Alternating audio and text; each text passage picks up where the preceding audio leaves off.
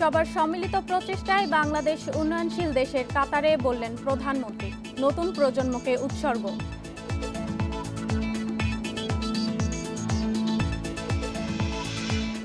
উন্নয়নশীল হতে জাতিসংঘের চূড়ান্ত সুপারিশ পেল বাংলাদেশ। পরবর্তী চ্যালেঞ্জ মোকাবেলায় জোর দেওয়ার তাগিদ।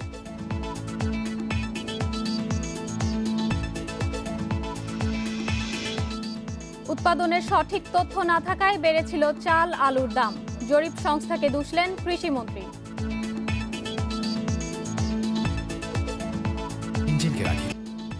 আমন্ত্রণ অর্থনীতি সারাদিনের সাথে আছে আমি ইশরাত সুমা। শুনছিলেন শিরোনাম, জানাবো বিস্তারিত সংবাদ। প্রধানমন্ত্রী শেখ হাসিনা বলেছেন, সবার সম্মিলিত প্রচেষ্টায় স্বল্পোন্নত দেশের তালিকা থেকে বাংলাদেশ এখন উন্নয়নশীল দেশের কাতারে। শনিবার গণভবন থেকে ভার্চুয়াল সংবাদ সম্মেলনে তিনি এসব কথা বলেন।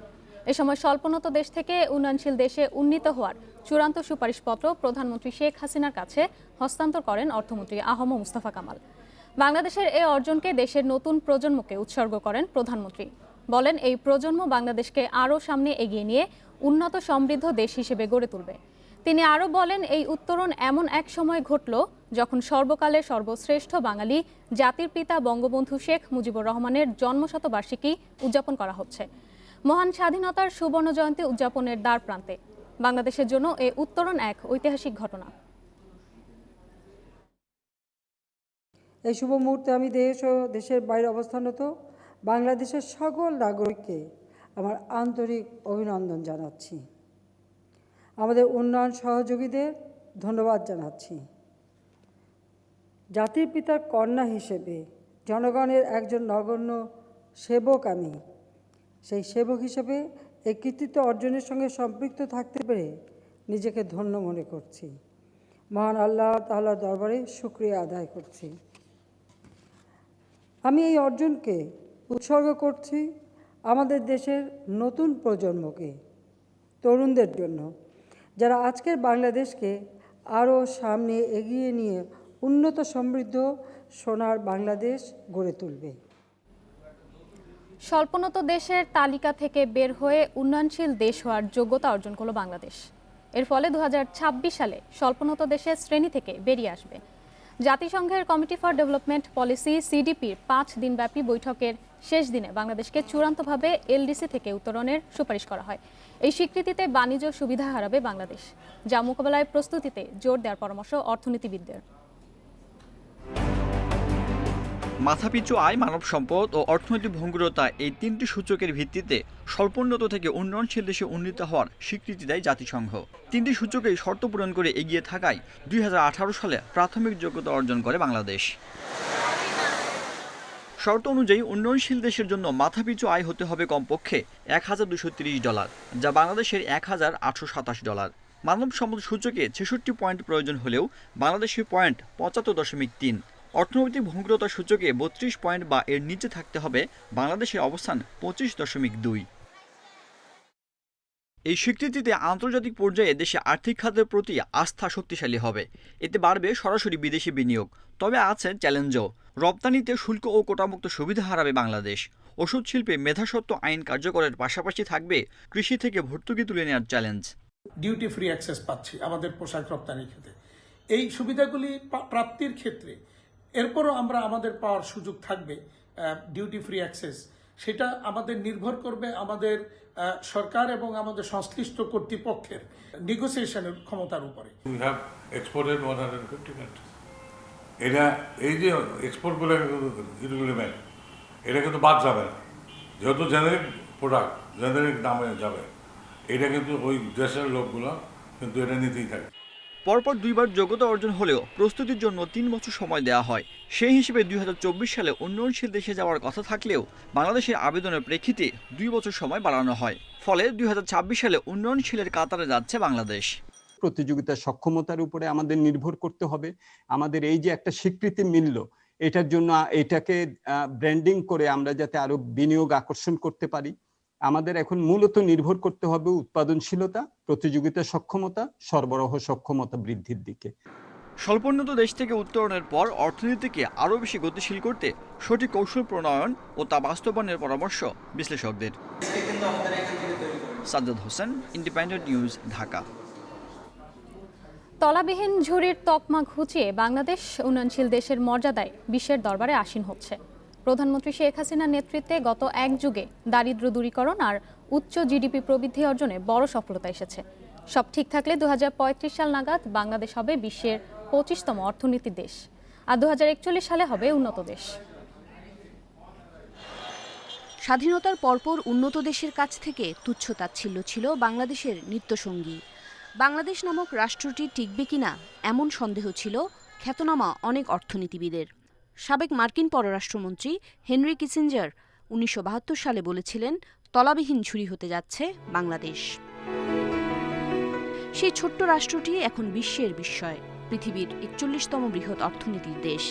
কৃষি, শিল্প ও সেবা খাতের ওপর ভর করে গড়ে 7% বেশি অর্থনৈতিক প্রবৃদ্ধি নিয়ে দেশ এগিয়ে যাচ্ছে। বাংলাদেশ যে আর স্বল্পোন্নত দেশের তালিকায় থাকছে না, তা 2018 সালে জানিয়েছিল জাতিসংঘের committee for development policy CDP.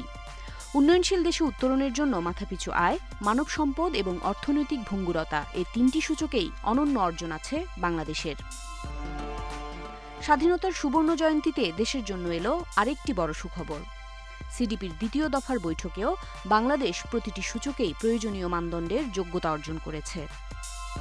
কয়েক বছর ধরেই বাংলাদেশ ধারাবাহিকভাবে এগিয়ে চলেছে।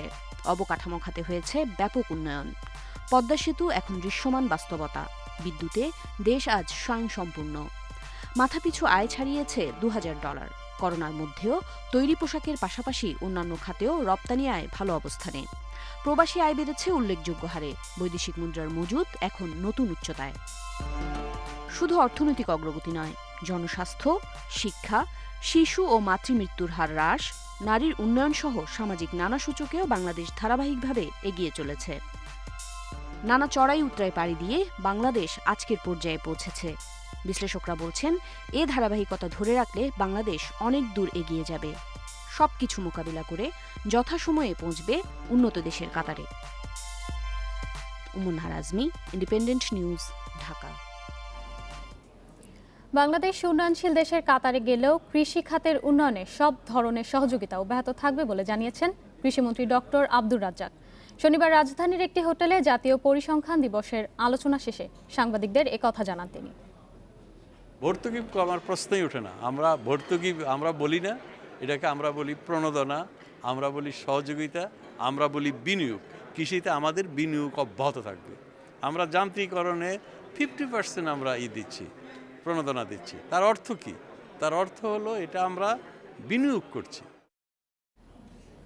উৎপাদনের সঠিক তথ্য না থাকায় ভরা মৌসুমেও চাল আলুর দাম বেড়েছিল বলে জানান কৃষিমন্ত্রী আব্দুর রাজ্জাক।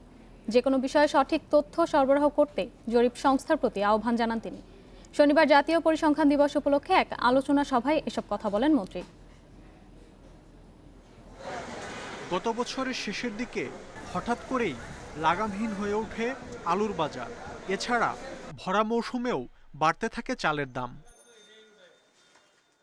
কৃষিমন্ত্রীর দাবি, দেশি ফসলের দাম হঠাৎ বেড়ে যাওয়ার অন্যতম কারণ উৎপাদনের সঠিক তথ্য সরকারের কাছে না থাকা। তিনি আরও বলেন, জনসংখ্যা থেকে কৃষি উৎপাদন কোনো কিছুরই সঠিক পরিসংখ্যান নেই। সঠিক তথ্য থাকলে উন্নয়নের গতি আরও বাড়বে বলেও মনে করেন তিনি। আমাদেরকে পরিসংখ্যান দেওয়া হলো, এটা আমার কৃষি মন্ত্রণালয় থেকেই দেওয়া হয়েছে। 1,10,00,000 টন আলু হয়েছে। 1,10,00,000 টন আলু হলে আলুর দাম এবার অক্টোবর নভেম্বরে কেন বাড়বে? এর জবাব কে দিবে? আমাকেই দেওয়ার কথা, আমি কৃষি মন্ত্রী হিসাবে। এরকম ভুল তথ্য যে চালের উৎপাদন বা ধানের উৎপাদনের যে পরিসংখ্যান আমাদের কাছে আছে এবং যে এরিয়া আছে এবং একর প্রতি বা ইউনিট প্রতি যে উৎপাদনশীলতা, প্রোডাক্টিভিটি, এই তথ্যগুলো ঠিক সঠিক নাই। এগুলোকে সঠিক তথ্য দিতে হবে, সঠিক তথ্য বের করতে হবে। তাহলে যে মানুষের দারিদ্র্য নিয়ে অন্যান্য বিষয় নিয়ে এরকম প্রশ্ন আসবে না। পরিসংখ্যান ব্যুরোর কর্মকর্তারা জানান, সংস্থায় জনবল সংকটের কারণে তৃণমূল পর্যায়ের অনেক তথ্য পাওয়া কঠিন হয়ে পড়ে। ভবিষ্যতে আরও সতর্ক হওয়ার আশ্বাস দেন তিনি। আমাদের জেলাগুলোতে আমাদের উন্নয়নের ডিসক্রিমিনেশন অনেক জায়গায় আমরা লক্ষ্য করি এবং আমরা যে ত্রাণ দিই বা যে কোনো কাজ, সেক্ষেত্রে আমরা হয়তো ভারসাম্য রক্ষা করতে পারি। ফলে আমরা দেখা যায় ফ্লাড সব জায়গায় দিই। যে কোনো বিষয়ে সঠিক তথ্য সরবরাহ করতে জনগণের প্রতি আহ্বান জানায় সংস্থাটি। মাহমুদ শরীফ, ইন্ডিপেন্ডেন্ট নিউজ, ঢাকা। পরপর দুই প্রান্তিকে অর্থনৈতিক সংকোচনের পর অবশেষে মন্দা থেকে বের হতে শুরু করেছে বিশ্বের পঞ্চম বৃহত্তম অর্থনীতি দেশ ভারত। চলতি অর্থবছরে তৃতীয় প্রান্তিকে 0.4% জিডিপি প্রবৃদ্ধি হয়েছে দেশটির। শুক্রবার ভারতের জাতীয় পরিসংখ্যান অধিদপ্তরের এক প্রতিবেদনে উঠে আসে তথ্য। তবে অর্থ বছরের শেষ দুই প্রান্তিকে জিডিপি প্রবৃদ্ধি হলেও পুরো অর্থ বছরে জিডিপি 8% সংকোচনের পূর্বাভাস দেওয়া হয়েছে প্রতিবেদনে। এর আগে 7.7% অর্থনৈতিক সংকোচনের পূর্বাভাস দিয়েছিল ভারত সরকার। মূলত দেশটিতে করোনা সংক্রমণ কমার পাশাপাশি লকডাউনে নিষেধাজ্ঞা শিথিল হওয়ায় গেল কয়েক মাস ধরে চাঙা দেশটির ব্যবসা বাণিজ্য। পাশাপাশি করোনা টিকা প্রয়োগ শুরু হয় আতঙ্ক কমতে শুরু করেছে জনগণের। অর্থনীতির এ পুনরুদ্ধারকে ভি আকৃতির বলছে ভারত সরকার। পরপর 2 সপ্তাহে বড় দরপতনের ফলে বিশ্ববাজারে 8 মাসের মধ্যে সর্বনিম্নে নেমেছে স্বর্ণের দাম। গেল সপ্তাহে স্বর্ণের দাম কমেছে 2.69%। করোনা টিকার কারণে সারা বিশ্বে দ্রুত অর্থনৈতিক পুনরুদ্ধারের আশায় চলতি বছরের শুরু থেকেই বেশ চাপে ছিল স্বর্ণের বাজার। বিশ্ববাজারে শনিবার প্রতি গ্রাম স্বর্ণ $1 কমে বিক্রি হয়েছে $55.80। এক মাসের ব্যবধানে প্রতি আউন্স স্বর্ণের দাম $134 কমে বিক্রি হয়েছে $1735। এদিকে স্বর্ণের পাশাপাশি দরপতন হয়েছে রূপা ও প্লাটিনামেরও।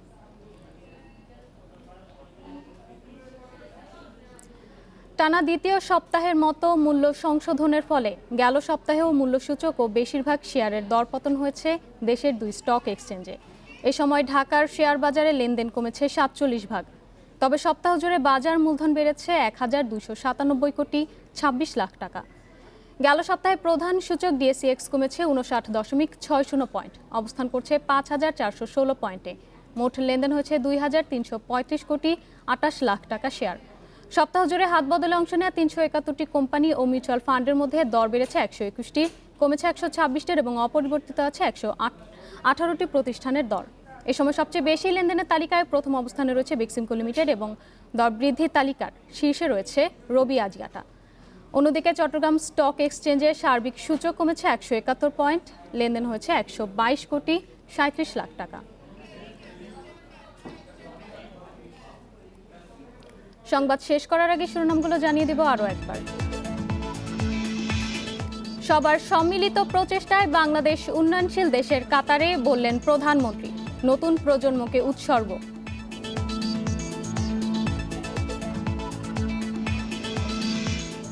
উন্নয়নশীল হতে জাতিসংঘের চূড়ান্ত সুপারিশ পেল বাংলাদেশ।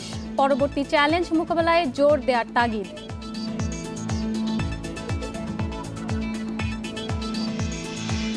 উৎপাদনের সঠিক তথ্য না থাকায় বেড়েছিল চাল আলুর দাম। জরিপ সংস্থাকে দুষলেন কৃষিমন্ত্রী।